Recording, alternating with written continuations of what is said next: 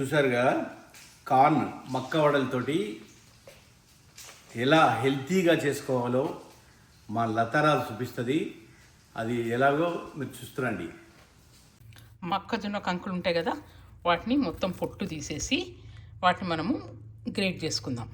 దీంతోటైనా ఇట్లా ఒలవచ్చు, నాకు ఈజీగా అయితే నైఫ్ తోటి అనిపిస్తుంది. సో ఇట్లా చేసేస్తాను.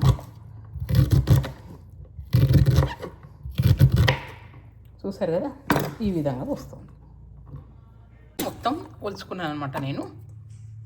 ఇప్పుడు మనం మక్కలను ఒలిచిపెట్టుకున్నాం కదా, నేను చాక్ తోటి స్క్రేప్ చేశాను. సో అట్లాగే దాంట్లోకి కొంచెం కొత్తిమీర కట్ చేశాను, కరివేపాకు, నా దగ్గర కొన్ని మిక్స్డ్ వెజ్జీస్ ఉన్నాయి, క్యారెట్ను కార్న్ అది కూడా వేసుకుంటున్నాను, కొన్ని పచ్చిమిరపకాయలు, అట్లాగే ఉల్లిపాయలు, ఇవన్నీ కూడా దీంట్లో వేసుకుందాం. ఇప్పుడు ఇవన్నీ దీంట్లో వేసేస్తున్నాను, మిక్స్ చేసేసుకుందాము. ఇప్పుడు దీంట్లో 1/2 టీ స్పూన్ అంతా జీలకర్ర వేస్తాను, 1 టీ స్పూన్ అంతా కారపొడి వేస్తున్నా, డ్రై ఆమ్చూర్ పౌడర్ కూడా 1/2 స్పూన్ వేస్తాను, స్పూన్ ఆమ్చూర్ పౌడర్. బైండింగ్ గురించి సరిపడా అంతా శనగపిండి, 4 టేబుల్ స్పూన్లు అంతా శనగపిండి వేసుకుందాం. క్రిస్పీ రావాలంటే కొంచెం బియ్యపిండి ఉండాలి. సో 2 టేబుల్ స్పూన్స్ బియ్యపిండి వేస్తున్నాను. 1/4 టీ స్పూన్ బ్లాక్ సాల్ట్ వేస్తున్నాను. ఇప్పుడు కొంచెం అల్లం వెల్లిపాయ పేస్ట్ కూడా వేస్తున్నాను.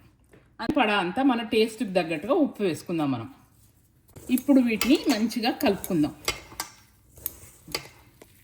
చూడండి ఎంత బాగా వస్తుందో. మనము వాటర్ వేయని అవసరం లేదు, వాటర్ వేయకుండానే మనకి చక్కగా వస్తుంది అనమాట కదా. దీన్ని మొత్తం తీసుకుంటే ఇలా వచ్చింది. మనం దాంట్లో 1 డ్రాప్ వాటర్ కూడా వేయలేదు. ఇంకా ఇప్పుడు మనం దీన్ని తీసుకొని ఉండలుగా చేసి వడలుగా ఒత్తుకోవాలన్నమాట. ఇట్లా కావాలంటే కొంచెం చేతికి మనం నూనె పెట్టుకోవచ్చు. చేతికి నూనె పెట్టేసుకొని ఇట్లా అనేసి వాటిని ఇట్లా వడల్లాగా ఒత్తుకుందాం. చూడండి ఎంత బాగా కనబడుతున్నాయి. సో ఇప్పుడు చేసిన అన్ని ఇట్లా పెట్టుకుందాం ప్లేట్లో. చూసారు కదా, ఇన్ని అయినాయి. ఇప్పుడు వీటిని మనము స్టీమ్ చేసుకుందాం ఇడ్లీ పాత్రలో పెట్టి. ఇప్పుడు మనము ఇడ్లీ పాత్రకి ఆయిల్ రాసేసుకుందాము. రాసేసుకొని తర్వాత వాటిని దీంట్లో ప్లేస్ చేస్తాం.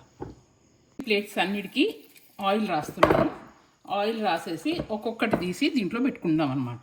ఓకేనా, అన్నీ మెల్లగా ఇట్లా దీంతో తీసి ఆ ఇడ్లీ పాత్రలో వేస్తున్నాను ఒక్కొక్కటి. సో అది ఇరిగిపోకుండా వస్తుందన్నమాట. అన్ని ఇడ్లీ ప్లేట్స్లలో పెట్టేశాను నేను. ఇంకొక వాయికి వస్తాయి, అవి కొన్ని ఉన్నాయి. సో ఇప్పుడు మనం దీన్ని స్టీమ్ చేసుకుందాం. ఇడ్లీ గిన్నెలో కింద వాటర్ పోసుకున్నాం కదా, ఇప్పుడు ఇది మూత పెట్టుకుందాం, స్టీమ్ అవుతుంది. కొంచెం అది స్టీమ్ వచ్చేదాకా 10-15 మినిట్స్ దాన్ని స్టీమ్ చేసుకుందాం. మనకు కుక్ అయ్యింది అనిపించేదాకా ఉడకబెట్టుకుందాం. ఇంకా ఇవి పెట్టి నేను ఇప్పుడు 15 నిమిషాలు అవుతుంది దాదాపు. స్టీమ్ అయిపోయినాయి చూడండి, చక్కగా స్టీమ్ అయినాయి, మంచిగా స్టీమ్ అయినాయి కదా. ఇవి తీసి ఇప్పుడు మనము షాలో ఫ్రై చేసుకుందాం. ఇప్పుడు షాలో ఫ్రైకి నేను ప్యాన్ పెట్టాను స్టవ్ పైన.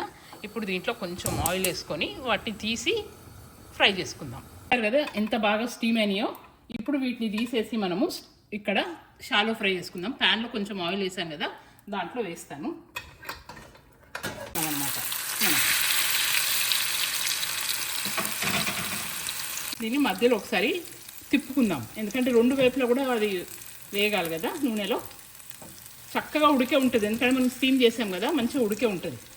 నూనెలో వేయించుకుంటే ఇంకా మనకు టేస్ట్ ఎక్కువ వస్తుంది అన్నమాట. మిగతాయి స్టీమ్ చేసినవన్నీ కూడా పక్కన తీసి పెడుతున్నాను, సో దట్ మనకు వేయించుకోవడానికి ఈజీగా ఉంటుంది. అటువైపు వేగుతున్నాయి, ఇటువైపు నేను స్టీమ్ చేసినవన్నీ తీస్తున్నాను. ఫైనల్గా మళ్ళీ ఇంకొకసారి తిప్పుకుందాం వాటిని. ఇది నాన్ స్టిక్, అందుకే నేను జల్లిగంట పెట్టకుండా ఇది పెట్టి యూజ్ చేస్తున్నాను. అందుకే కొంచెం తిప్పడానికి కష్టం అవుతుంది నాకు.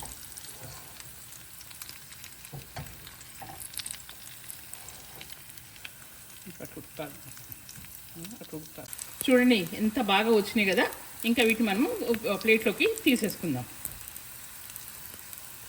ఇవి చక్కగా కనబడుతున్నాయి కదా. ఇప్పుడు మనం దీన్ని కెచప్ తోటి కానీ దేనితోటైనా తినొచ్చు అనమాట.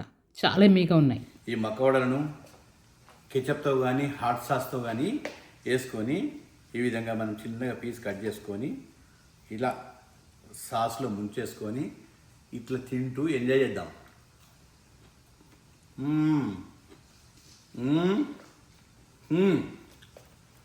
సూపర్ టేస్ట్ ఉంది.